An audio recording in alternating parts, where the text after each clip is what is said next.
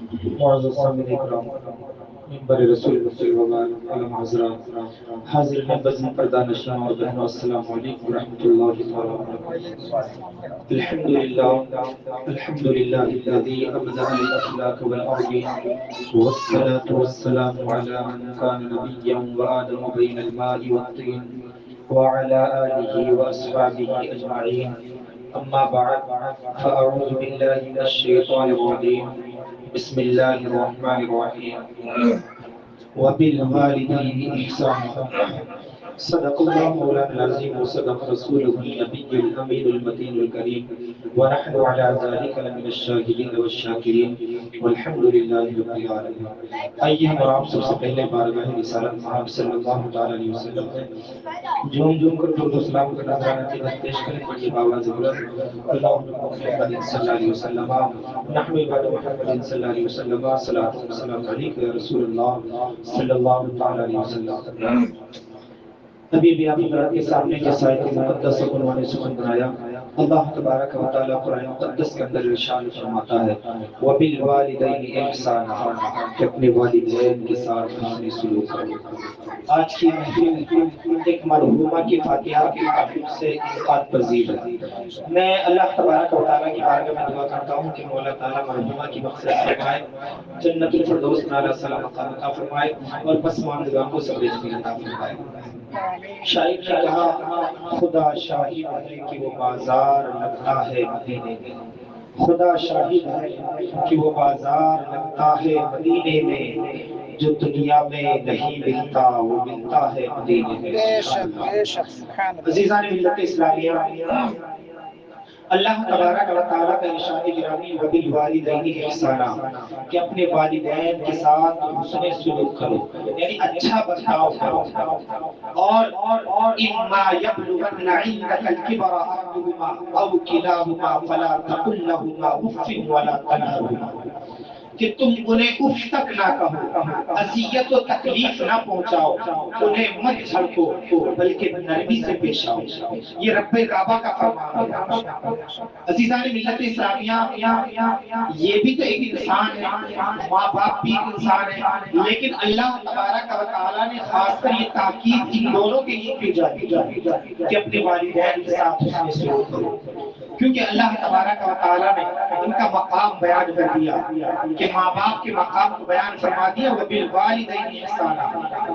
اور ماں وہ ہے کہ بچے کو 9 مہینے تک پیٹ میں رکھتی ہے، ماں کی محبت بیٹے سے سوال کرتی ہے بیٹا بھول گئے ہو میں ہی ہوں جس نے تمہیں اپنے جگر کے خون کو دودھ بنا کر پلایا تھا، بیٹا بھول گئے ہو میں ہی ہوں جس نے تمہیں پروان چڑھایا تھا، بیٹا بھول گئے ہو میں ہی ہوں جس نے تمہیں جوانی کی دہلیز پر کھڑا کیا تھا، بیٹا بھول گئے ہو میں ہی ہوں جب تم بستر پر پیشاب کر دیا کرتے تھے تو تمہیں دوسری جانب سلا دیا کرتی، اور جب تم دوسری جانب بھی پیشاب کر دیا کرتے تھے تو تمہارے پیشاب کی ہوئی جگہ محسوس ہو جاتی تو تمہیں اپنے سینے پر سلا لیا کرتی۔ ماں سوال کرے گی بیٹا بھول گئے ہو میں ہی ہوں جس نے تمہیں اپنے شکم میں 9 مہینے تک لیے پھرتی رہی، تمہارا وزن برداشت کرتی رہی۔ اللہ اکبر کبیرہ، غور کریں، اور باپ کے احسانات پہ دیوار بن کے کھڑے ہوئے نظر آئیں گے۔ باپ کی محبت بھی سوال کرے گی بیٹا بھول گئے ہو میں ہی ہوں جس نے تمہاری خاطر لوگوں کی غلامیاں کی تھی، لوگوں کی نوکریاں کی تھی، دھوپ و گرمی کی تپش کو برداشت کر کے تمہاری پرورش کی ہے۔ عزیزان ملت اسلامیہ، لیکن اس کے باوجود بھی ہم میں اکثر و بیشتر لوگ وہ ہیں جو ماں باپ کی نافرمانی کرتے ہیں، انہیں اذیت و تکلیف دیتے ہیں۔ عزیزان ملت اسلامیہ، اللہ کے رسول صلی اللہ علیہ وسلم ارشاد فرماتے ہیں کہ اگر تم چاہتے ہو کہ تمہیں جنت ملے، اگر تمہیں جنت کی چاہت ہے، جنت کی خواہش ہے، جنت کی طلب ہے، تو مصطفیٰ ارشاد فرماتے ہیں کہ اپنے والدین کی خدمت کرو تو تمہیں جنت مل جائے گی۔ کیونکہ ماں کے پاؤں تلے جنت ہے اور باپ جنت کا دروازہ ہے۔ اور یہی نہیں بلکہ مصطفیٰ نے ارشاد فرمایا کہ شب قدر کی رات اتنی مقدس رات ہے کہ انسان اس رات میں جو دعا کرتا ہے تو اس کی دعا قبول ہوتی ہے، اور جس گناہ سے توبہ کرتا ہے تو اللہ تبارک و تعالیٰ اس گناہ کو بھی معاف فرما دیتا ہے۔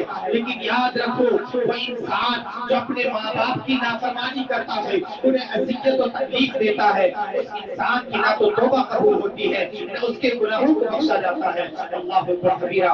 غور کریں اللہ تبارک و تعالیٰ نے والدین کو مقام عطا فرمایا اور مصطفیٰ نے عملی طور پہ کر کے ہمیں بتا دیا۔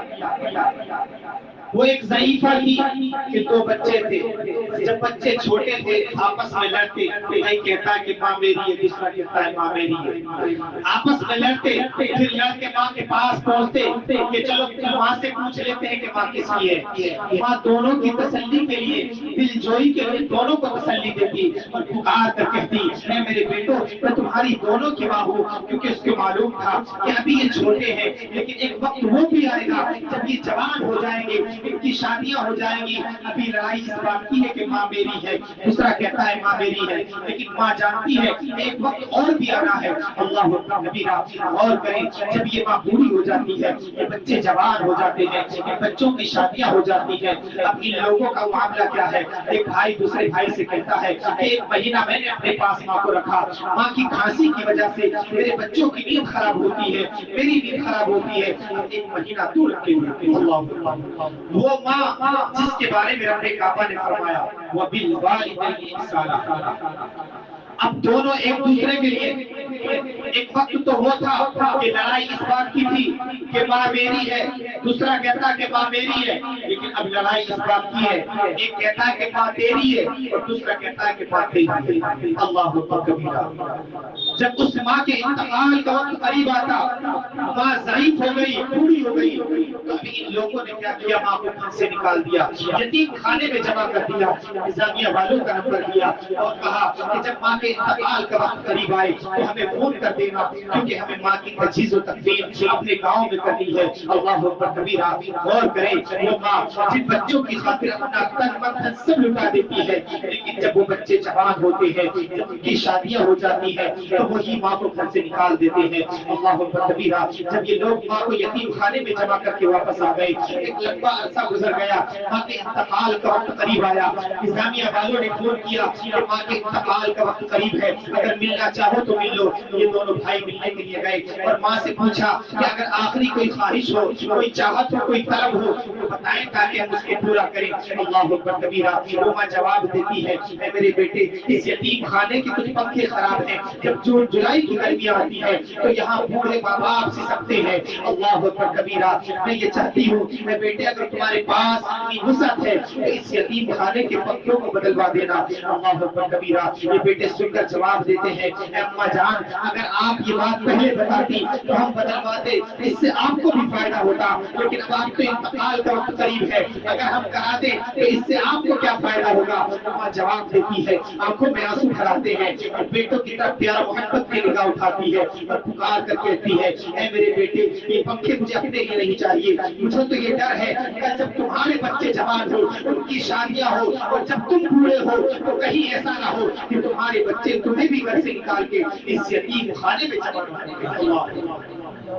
کہ مجھے خوف یہ ہے، مجھے یہ پنکھے اپنے لیے نہیں چاہیے کہ کہیں ایسا نہ ہو کہ جب تم بوڑھے ہو تمہارے بچے جوان ہو تو تمہارے بچے تمہیں گھر سے نکال کر اس یتیم خانے کے اندر جمع نہ کر دیں۔ اگر تمہیں اس یتیم خانے کے اندر جمع کر دیا، اس پریشانی میں اگر تم رہے تو مجھے قبر میں بھی سکون نہ ملے گا۔ اللہ اکبر کبیرہ۔ غور کریں ایک صحابی رسول حضور کی بارگاہ میں اپنی ماں کو کاندھے پر بٹھائے ہوئے آئے اور حضور کی بارگاہ میں عریضہ پیش کیا یا رسول اللہ آج 40 سال ہو گئے ہیں، 40 سال سے میں اپنی ماں کو اپنے کاندھے پر لے کر گھوم رہا ہوں، میری ماں نابینا ہے، کیا میں نے ماں کے دودھ کا حق ادا کر دیا ہے؟